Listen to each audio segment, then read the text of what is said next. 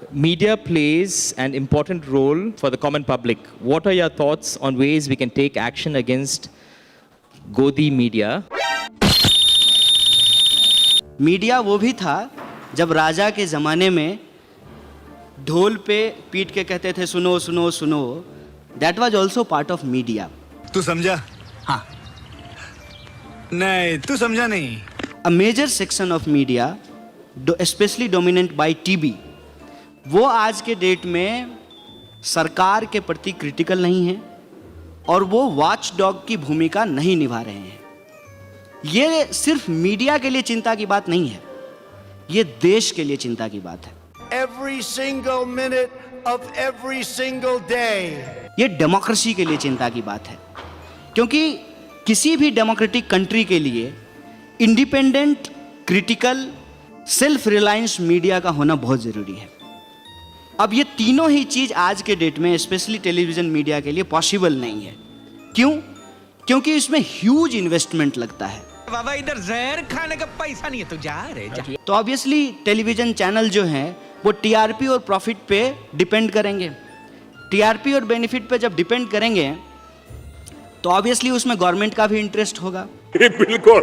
और गवर्नमेंट जो है एक तरफ कहेगी कि हम रेड टैपिज्म को ख़त्म कर रहे हैं, दूसरी तरफ मीडिया को कंट्रोल करने के लिए रेड टैपिज्म को बढ़ाएगी.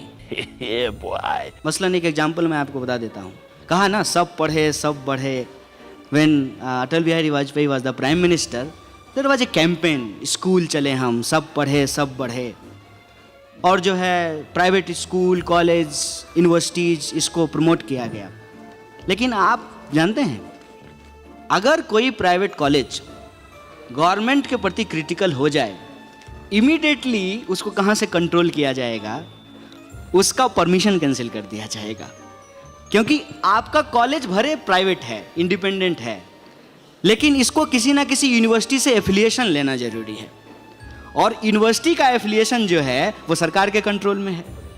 तो मीडिया को कंट्रोल करने का पावर जो है आज भी गवर्नमेंट के पास है. तो गवर्नमेंट दो तरीके से कंट्रोल करती है. एक परमिशन देने और लेने से, और दूसरा एडवर्टाइजमेंट के थ्रू. अगर गवर्नमेंट एडवर्टाइजमेंट नहीं दे, मेजर एडवर्टाइजमेंट जो है वो गवर्नमेंट के थ्रू आता है, तो गवर्नमेंट अगर एडवर्टाइजमेंट देना बंद कर दे तो फिर किसी मीडिया हाउस को सर्वाइव करना मुश्किल होता है. नतीजा क्या होता है? प्रॉफिट को बनाए रखने के लिए और मीडिया हाउस रन करने के लिए गवर्नमेंट जो कहती है वो करना पड़ता है. यादव जी के आदमी का केस है, कोर्ट में ज्यादा उछलेगा नहीं. अब सवाल ये है कि जो मीडिया हाउसेज इससे पहले, इस रिजीम से पहले गवर्नमेंट के प्रति क्रिटिकल रही हैं, वो कैसे चली हैं? Not guilty.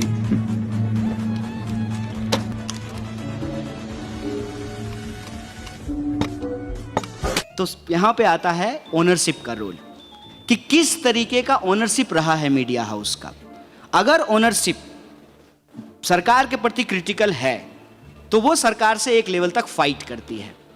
अगर क्रिटिकल नहीं है, मान लीजिए दोनों एक ही है, तो फिर वो फाइट बंद हो जाता है. मान लीजिए कि मैं बहुत बड़ा इंडस्ट्रियलिस्ट हूँ और प्रधानमंत्री से मेरी दोस्ती है और मैं इस देश का 40% मीडिया ओन करता हूँ, तो स्वाभाविक रूप से प्रधानमंत्री से कोई सवाल नहीं पूछेगा. दिन भर जो है वहाँ पे भक्ति चलता रहेगा. नहीं नहीं नहीं नहीं नहीं नहीं नहीं नहीं नहीं नहीं, मैं इस अन्याय को सहूंगा नहीं, मैं नहीं सहूंगा, मैं नहीं सहूंगा. लेकिन इससे नुकसान क्या है? नुकसान ये है कि इससे डेमोक्रेटिक इथॉस कमजोर होता है, क्रिटिकल अंडरस्टैंडिंग और उसका डेवलपमेंट वीक होता है. और डेमोक्रेसी का जो एवोल्यूशन प्रोसेस है, जिसमें एक मीडिया का बहुत सिग्निफिकेंट रोल है, वो रोल मीडिया प्ले नहीं कर पाती है. और ये सब का सबसे बड़ा असर ये हुआ है कि आज मीडिया से रिपोर्टिंग खत्म हो गई है. पहले रिपोर्टर हुआ करते थे, एडिटर हुआ करते थे, अब एंकर होते हैं. और एंकर की पॉपुलैरिटी इतनी ज्यादा है कि वो हर चीज के एक्सपर्ट हैं. 100%. वो मंगल के भी एक्सपर्ट हैं, चंद्रमा के भी एक्सपर्ट हैं, वो ज्योग्राफी भी जानते हैं, हिस्ट्री भी जानते हैं, पॉलिटिक्स भी जानते हैं. ऐसा कैसे हो सकता है? मामला बहुत गंभीर हो चुका है. क्योंकि एंकर को एक्चुअली कुछ करना ही नहीं है. एंकर को सिर्फ और सिर्फ प्रोपेगेंडा करना है. बढ़िया अंग्रेजी बोल करके, बढ़िया चेहरा पे जो है उसको कहते हैं ना ज़्यादा गोरा दिखने के लिए, ठीक है, वो व्यवस्था करके माइक लेकर के उनको एक्सपर्ट बन जाना है। जो रिपोर्टर्स होते हैं एक्चुअली उनको बहुत कुछ सीखना पड़ता है। Like you have studied in English, but if you will get job as a reporter in Karnataka, you have to learn Kannada, otherwise you can not do reporting. क्योंकि आपको पुलिस से बात करनी है, आपको दुकानदार से बात करना है, आम लोगों से बात करना है। तो जब आप रिपोर्टिंग बेस्ड मीडिया को ज्वाइन करते हैं तो आप मल्टीपल लैंग्वेज सीखते हैं, और आप ये भी ट्रेंड होते हैं कि अगर जा रहे हैं साउथ कर्नाटका के किसी गांव में तो कौन सा कपड़ा पहन करके जाना है, वहाँ हाथ में सिगरेट डाल करके मॉडर्निटी शो नहीं करनी है, फिर लोग आपसे बात ही नहीं करेंगे। So you learn many practical pragmatic things. तो आज रिपोर्टर खत्म हो रहे हैं, जो बचा खुचा रिपोर्टर बचा है उसको क्या फेस करना पड़ता है ये जान लीजिए। बुरा लगता है भाई, आप लोग भी जानते हो। हिंदुस्तान की मीडिया को भी यूएस के मॉडल पे लाइक CNN और फॉक्स ये डिवीजन आज किया जा रहा है। There are two kind of people. एक तरह के लोग वो हैं जो रवीश कुमार को बहुत पसंद करते हैं, और दूसरे तरह के लोग वो हैं जो नेशन वांट्स टू नो। मच्छर कहीं के और पानी चाहिए तुझे।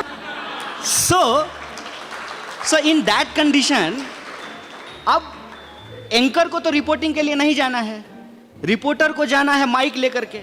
माइक के ऊपर टैग लगा हुआ है। अब रिपोर्टिंग देखिए कितना टफ हो जाएगा। मान लीजिए, क्योंकि हर तरफ मॉब तैयार किया जा रहा है, ये मत समझिए कि एक तरफ मॉब तैयार किया जा रहा है, हर तरफ ही मॉब तैयार किया जा रहा है। इस बात को समझिए, मॉब कोई एक तरफ नहीं है। तो मान लीजिए कि अपोजिट मॉब में आप फंस गए और आपके माइक के ऊपर रिपब्लिक का लोगो है, तो हैकल होंगे ना आप। या फिर आपके माइक के ऊपर NDTV का लोगो है और आप अपोजिट मॉब में फंस गए, तो रिपोर्टर को हैकल होना पड़ेगा ना। इसीलिए आज फियर की वजह से, फियर को एक मॉडस ऑपरेंटी बना दिया गया है। आज रिपोर्टर रिस्क लेकर के रिपोर्टिंग करने के लिए तैयार नहीं है, और छोटे शहरों में पत्रकारों की रोज हत्या होती है। अब तो छोटे शहरों को छोड़ दीजिए, कल 5 सितंबर था, मैं गौरी लंकेश के मार्टिर डे को अटेंड करके आ रहा हूं, उनकी हत्या तो बेंगलोर में हो गई। कितना टफ है जर्नलिज्म। इसीलिए आज के डेट में मैं किसी को भी एडवेंचरिस्ट होने का सलाह नहीं देता हूं, लेकिन मैं ये कहने की कोशिश करता हूं कि media is very broad term.